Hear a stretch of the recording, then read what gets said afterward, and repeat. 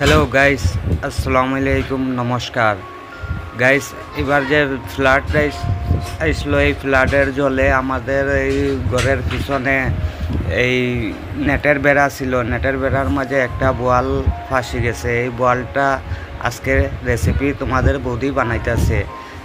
তোমার বৌদি বললো শস্য বাটা দিয়া বোয়ালটা বানাই, গরম ভাতের সঙ্গে খেতে খুব বেশি ভালো লাগবে। তারপরে আমি বললাম ঠিক আছে, তুমি শস্য বাটা দিয়া বোয়ালটা বানাও আর আমি ভিডিওটা বানাই। তারপরে তোমার বৌদি এই যে তোমার বৌদি বলল যে 5 মিনিটের লেগে ম্যাগনেট করিয়া হলদি দিয়ে রাখতে লাগে, নাইলে বাজার সময় বোয়াল মাছ কিন্তু ফেটে যায়। 5 মিনিট ম্যাগনেট করে রাখছে তোমার বৌদি।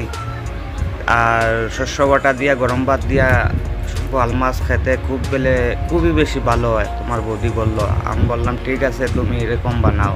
টমেটো দিয়া গ্রেভি লেগে দিছে, আর শস্যটা তোমার এখন এই যে ম্যাগনেট করিয়া এখন মেশিনে দিয়া শস্যটা পিষে এখন দিয়ে দিছে বাজতে এখন বুনতে শুরু করে দিছে তোমাদের বৌদি। এই যে হয়ে গেল, কাঁচামরিচটা দিছে, কাঁচা লঙ্কাটা তার সঙ্গে দিলে আরও বেশি ভালো হয়। গরম ভাতের সঙ্গে কাঁচামরিচটা একটু খামরটা মারতে খুব বেশি ভালো লাগে।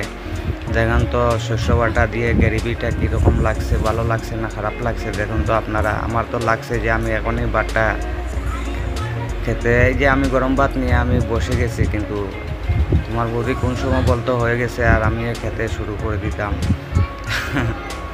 হ্যাঁ, তো খুব সুন্দর লাগছে বন্ধু, কী বলবো আপনাদেরকে।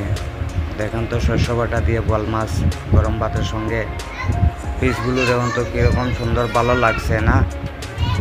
ও কাঁচামরিচটা গরম ভাতের সঙ্গে কামড় মারেন, আর একটু বোয়াল মাছ নিয়ে খুব বেশি লাইক করবেন, কমেন্ট করবেন, শেয়ার করবেন।